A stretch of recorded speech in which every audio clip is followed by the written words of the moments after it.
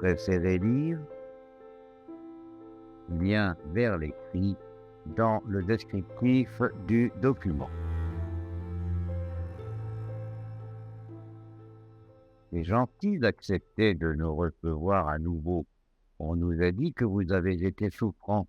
Vous êtes remis? Comment était la route? Difficile sans aucun doute.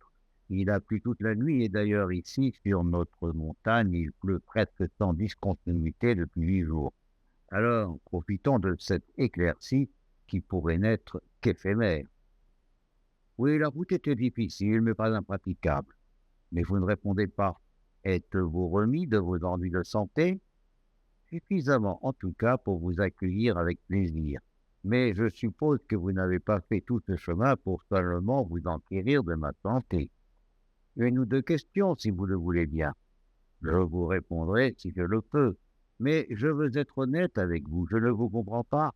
J'ai désormais atteint un âge où il devient plus raisonnable de regarder le rétroviseur que l'horizon. Et pour tout vous dire, j'ai le rétroviseur un peu triste.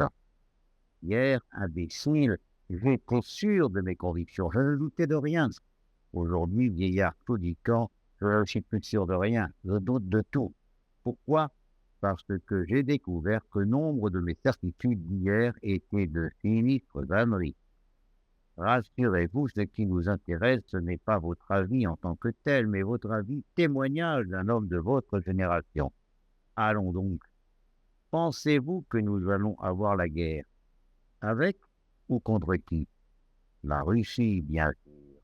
Le faune rôde à nos portes. La Russie, le contraire d'une hypothèse, mais encore une quasi-certitude. Vous ne nous rassurez pas. C'est très simple. Aussitôt que nous aurons en France un territoire de la taille d'un département, avec une majorité d'au moins 80% de Russes, tous russophones, auxquels notre gouvernement ne se contentera pas d'interdire totalement l'usage de la langue maternelle, mais ajoutera à ce mauvais traitement toute une série de mesures plus vexatoires les unes que les autres, bombardements sévères et mortels y compris. Aucun doute, il ne se passera pas 10 ans que la Russie ne finisse par réagir. La Russie pourra vouloir nous envahir pour d'autres raisons que celles que vous dites. Un pays n'envahit son voisin que pour 3 raisons principales. La première, nous venons d'en parler, c'est la protection de ressortissants émigrés. Pas vraiment d'actualité, au moins pour la décennie à venir, nous venons de le voir. La seconde, c'est le manque d'espace, le besoin d'espace. L'envahisseur étouffe à l'intérieur de ses frontières, il veut qu'on lui fasse de la place. Mais la Russie ne manque pas d'espace, c'est le contraire. La dernière raison, c'est le projet de piller les richesses d'autrui. Là encore, aucun souci. Plus rien à piller en Europe et encore moins en France. Pas de matières premières, une agriculture dévastée, des entreprises détruites ou zombies. Quand ils ont vaincu l'Allemagne, les Américains ont pillé les ingénieurs allemands, les nazis comme les autres. Mais nous n'avons même pas d'ingénieurs à nous faire voler. Les Russes ont tout ce qu'il faut chez eux. À vous entendre, nous n'aurions donc rien à craindre. Oui et non. Je vous ai déjà cité 3 motifs, mais il en existe un 4e pas du tout négligeable. La guerre préventive. Attaquer avant d'être attaqué. Donner à croire à quiconque que l'on va l'attaquer demain ou plus tard et prendre le risque de l'inciter à anticiper notre agression. Les Européens n'ont que guerre à la bouche.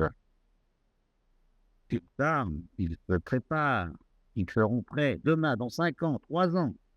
C'est une autre manière de dire qu'ils ne sont pas prêts aujourd'hui. Faudrait-il pousser les Russes à agir de manière préventive qu'ils ne s'y prendraient pas autrement? Mais le pire n'est peut-être pas là.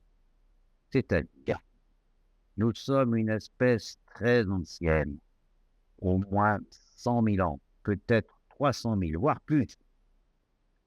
Or, si loin que l'on puisse remonter, partout où l'on retrouve des traces d'humanité, on détecte de manière indiscutable des preuves de guerre. Au contraire de tant de discours à la mode du temps, le besoin de guerre n'est-il pas inhérent à notre espèce? Pourquoi des populations primitives se faisaient-elles des guerres, semble-t-il, impitoyables? Le besoin d'espace? Pas vraisemblable. La Terre était pour les humains un vaste désert. Le désir de voler des richesses? Les tribus nomades ne possédaient rien, rien qui vaille des risques inhérents aux affrontements violents. Peut-être le vol des femmes? Bien sûr, cela a dû se produire de temps à autre, mais plutôt rarement. C'est que la guerre est sans doute le moyen le moins efficace pour de tels projets. Enlever puis garder les éponges volées, entreprise coûteuse et bien difficile. Nos alliances, les échanges de bon voisinage servaient l'exogamie à bien meilleur compte. Non, à bien y réfléchir, nos très grands anciens n'avaient pas de motif bien sérieux pour s'entretuer, et pourtant, ils le faisaient. La seule explication est celle proposée par de nombreux anthropologues. À rebours de tant de discours à la mode, la violence est un fondement de notre espèce, la guerre un ciment des tribus. Les peuples restés longtemps hors de l'horreur guerrière semblent éprouver comme un intrinsèque désir de guerre. Comment pouvez-vous penser cela? Jugez vous-même. Radio, télévision, des bruits de bottes partout. Mais cela ne semble plus effrayer personne. Des généraux, des amiraux qui le plus souvent ne sont jamais battus, perdent à qui me mieux, interrogés, encouragés par présentateurs et journalistes. Vous l'avouerai-je, les femmes présentatrices ou journalistes me font, s'il est possible, encore plus peur que les hommes. Nombre d'entre elles, décolletées en bataille, interrogent et donnent la réplique dans un état d'excitation fiévreuse de fort mauvais augure. Les résultats semblent là. Hier, un chef d'État qui aurait osé « Nous allons prochainement entrer en guerre » aurait encouru un large désaveu collectif. Ce n'est plus le cas aujourd'hui, et c'est exactement cela qui me fait peur. La guerre est une horreur absolue, toujours désastre inutile, qu'un peu de bon sens aurait permis d'éviter. Une évidence qui ne semble plus faire contenter, et pour moi, une très mauvaise nouvelle.